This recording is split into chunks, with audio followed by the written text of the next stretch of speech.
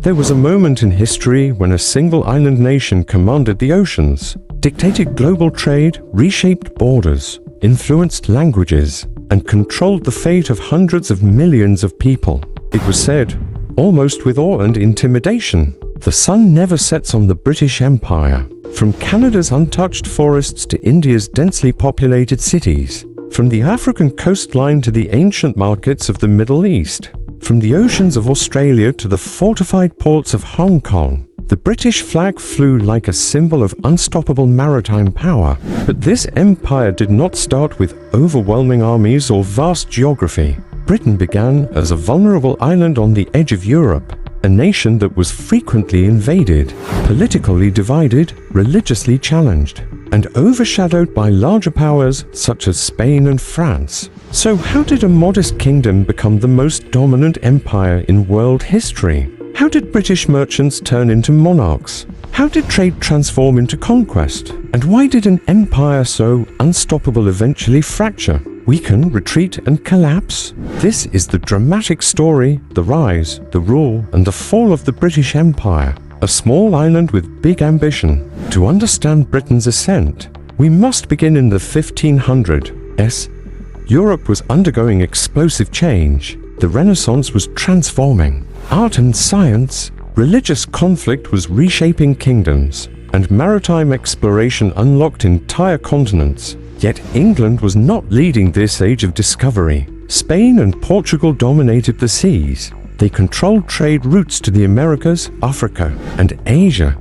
Spanish ships carried tons of silver from the New World, creating immense wealth. Portugal had already secured routes around the Cape of Good Hope into the Indian Ocean. England lacked resources, lacked gold, and lacked imperial prestige. But it did have one asset: seafaring pirates. Elizabeth I, facing the superior Spanish Empire, made a bold calculation. If England could not compete through legal trade, it would attack Spanish wealth wherever possible. So she quietly supported privateers, sanctioned pirates who raided Spanish treasure fleets. Men like Sir Francis Drake became national heroes. Drake circumnavigated the globe, plundered Spanish holdings, and returned to England with cargoes of stolen wealth. This piracy wasn't random looting, it was strategic economics. Every Spanish ship captured brought England closer to maritime strength. Then, in 1588, came the turning point. Spain launched its legendary invasion fleet, the Armada, to crush England and restore Catholic dominance. But English naval tactics, storms, and strategic leadership shattered the Armada. This victory became mythic in British memory. It did more than preserve national independence. It opened the world's oceans to English ambition. Britain realized something profound. If it could control the seas, it could control trade. If it controlled trade, it could control wealth. And if it controlled wealth, empire would follow. Thus began Britain's economic blueprint. Build ships, support merchants, control trade routes, use commerce to fuel expansion. Empire would be constructed not only by soldiers but by businessmen. East India Company, an empire built by merchants. In 1600, Queen Elizabeth I granted a charter to a group of merchants, officially creating the East India Company.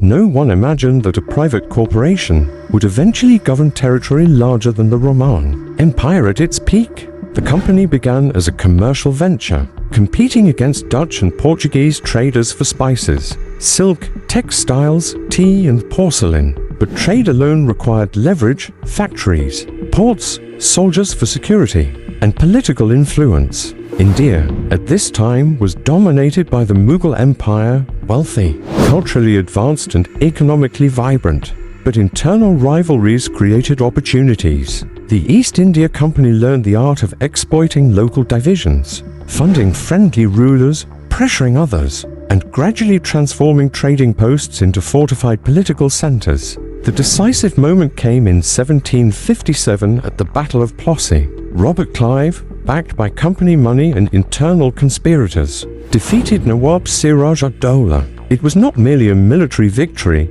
it was a transfer of economic sovereignty. The company gained revenue rights, taxation powers, and territorial legitimacy. Britain's presence in India expanded rapidly. Textile industries shifted to British factories. Local economies were restructured. Raw materials flowed to London. Finished goods returned to Indian markets. It was a cycle of enforced dependency. The company also expanded into opium production in Bengal and shipped it illegally into China. When China resisted, Britain used military pressure, igniting the Opium Wars. China was forced to accept British trade demands and hand over Hong Kong. Meanwhile, in Africa, Britain began capturing strategic coastal points to dominate the Atlantic slave trade, turning millions of African lives into labor capital for Caribbean plantations. This is a critical truth about the British Empire. It was driven by profit first, ideology second. The empire grew without parliamentary planning. It evolved because trade demanded protection. Protection demanded soldiers. Soldiers demanded control. Control demanded governance, and governance demanded empire. By the late 18th century, Britain was not only a trading power, it was becoming a territorial power. But expansion created friction, and one of its earliest wounds came from across the Atlantic, the American colonies. America breaks away. The first major fracture. The American colonies began as business ventures, settlement, farming, trade, and religious refuge. For decades, Americans lived with local autonomy. Britain collected revenue and regulated trade, but interference was limited. Everything changed after the 7 Years' War, 1756 to 1763. Britain defeated France but emerged nearly bankrupt. London expected the colonies to pay higher taxes to cover military costs. Colonists resisted, arguing they were taxed without representation. Acts like the Stamp Act, Tea Act, and Townshend Acts triggered protests. What Britain saw as fiscal control, Americans saw as political oppression. When rebels dumped tea into Boston Harbor, Britain responded with punishment. Repression backfired. In 1776, 13 colonies declared independence. The Revolutionary War was not only a military loss but a symbolic fracture. Britain lost a massive territory and an economically valuable population. More importantly, it released a dangerous idea. Colonies could fight for independence. This seed would later inspire resistance across the world. Britain viewed America's loss as a temporary setback. At home, something transformative was unfolding. The Industrial Revolution. Industrial Revolution, the empire becomes a machine. No empire industrialized faster than Britain. Steam engines mechanized labor. Textile mills multiplied output. Coal-powered factories. Railroads connected cities. Steel reshaped infrastructure. Britain became the workshop of the world. Industrial power required raw materials, labor, and export markets, all supplied by colonies. British ships carried cotton, sugar, tea, opium, gold, wool, and timber. London converted raw materials into finished goods and sold them back to the colonies, creating a global loop that favored Britain. Industrialization strengthened military power. The Royal Navy dominated oceans, enforcing trade through force. Free trade often meant coercion abroad and protection at home. By the 19th century, Britain required more land, ports, and labor systems. The empire evolved from a trading network into a global superstate, the empire on which the sun never set. By the mid-1800s, Britain controlled vast territories. Canada became a loyal dominion. Australia and New Zealand grew from settler colonies. Africa faced aggressive expansion. India became the jewel in the crown. Hong Kong emerged as a strategic fortress. The Middle East gained importance through trade routes and oil. Expansion carried consequences. Cultures were suppressed, languages marginalized, and economies reshaped for extraction. In India, exploitation by the East India Company led to rebellion. The 1857 uprising shook the empire. In 1858, the crown assumed direct rule, and Queen Victoria became Empress of India. In Africa, resistance ranged from Zulu wars to the Boer conflicts. In China, Britain defended opium profits through military force.